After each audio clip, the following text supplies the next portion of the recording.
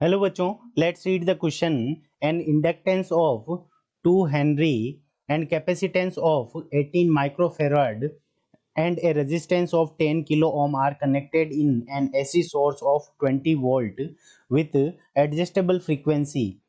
What frequency should be chosen to maximize the current RMS in a circuit and what is the value of maximum current in RMS? ठीक है बच्चों, तो हमें क्या करना है कि यहाँ पे हमें क्या दे रखा है कि एल सी और आर सर्किट है। ठीक है बच्चों, और इसके लिए कौन सी फ्रीक्वेंसी चूज करनी चाहिए कि जो करंट है वो मैक्सिमम होनी चाहिए।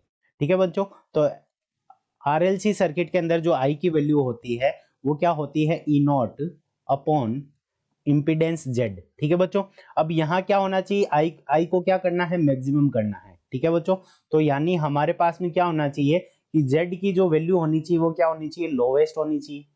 जेड की जो वैल्यू होनी चाहिए वो हमारी क्या होनी चाहिए, लोवेस्ट होनी चाहिए। ठीक है बच्चों, तभी तो हमारी आई मैक्स होगी। तो जेड की वैल्यू क्या होती है हमारी आरएलसी सर्किट में, जेड बराबर R square plus X square. Z बराबर क्या हो, R square plus X square. अब देखो जो रेजिस्टेंस है वो चेंज नहीं हो सकता, तो एक्स स्क्वायर चेंज हो सकता है। तो एक्स स्क्वायर की वैल्यू मैं अगर जीरो कर दूं तो उससे मेरे पास में क्या आ जाएगा, जेड की वैल्यू मिनिमम आ जाएगी। तो एक्स स्क्वायर की जो एक्स की वैल्यू होती है वो एक्स बराबर क्या होता है, एक्स सी माइनस एक्स एल।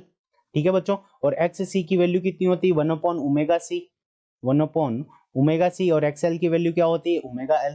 ठीक है बच्चों, और इसको मेरे को क्या करना है, जीरो के बराबर करना है। इसका मतलब वन अपॉन ओमेगा सी की वैल्यू मेरी किसके बराबर होनी चाहिए, वन अपॉन ओमेगा सी की वैल्यू मेरी वैल्यू बराबर होनी चाहिए ओमेगा एल के बराबर। ठीक है बच्चों, तो अब हमें मैक्सिमम फ्रीक्वेंसी कौन सी चूज करनी है, तो यही फ्रीक्वेंसी, तो यहाँ से अपन ओमेगा की वैल्यू निकाल लेते हैं।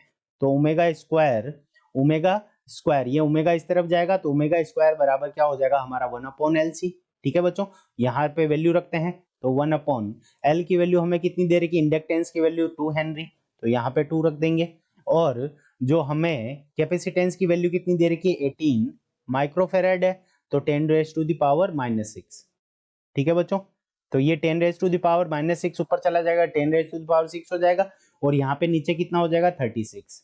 ठीक है, तो 10 raise to the power 6 upon 36, ये क्या है, ओमेगा स्क्वायर की वैल्यू है। तो ओमेगा की वैल्यू निकालेंगे तो ये स्क्वायर रूट के अंदर चला जाएगा, तो यहाँ पे ऊपर, यहाँ पे इसका स्क्वायर रूट लेंगे तो यहाँ पे आ जाएगा 1000 अपॉन 6। ठीक है बच्चों, 1000 अपॉन 6 आ गया। तो इसकी वैल्यू जब निकालेंगे तो ओमेगा की वैल्यू हमारे पास में कितनी आ जाएगी, 166.66 पर सेकेंड। ठीक है बच्चों, तो यहां से हमारे पास में पर सेकेंड ये वैल्यू आ गई ओमेगा की। अब हमें फ्रीक्वेंसी निकालनी है, तो फ्रीक्वेंसी बराबर क्या हो जाएगा, ओमेगा अपॉन 2 पाई। तो एफ बराबर क्या हो जाएगा, ओमेगा अपॉन 2 पाई, यानी फ्रीक्वेंसी की वैल्यू। अब फ्रीक्वेंसी की वैल्यू निकालेंगे, एफ ओमेगा अपॉन 2 पाई, ओमेगा की वैल्यू कितनी दे रखी है, 166.66 अपॉन 2 पाई, 2 इंटू 3.14। ठीक है बच्चों, 3.14 इसकी वैल्यू है, पाई की वैल्यू 3.14 रख लेंगे, तो हमारे पास में जो फ्रीक्वेंसी की वैल्यू आ जाएगी वो कितनी आ जाएगी, 26.53 हर्ट्ज।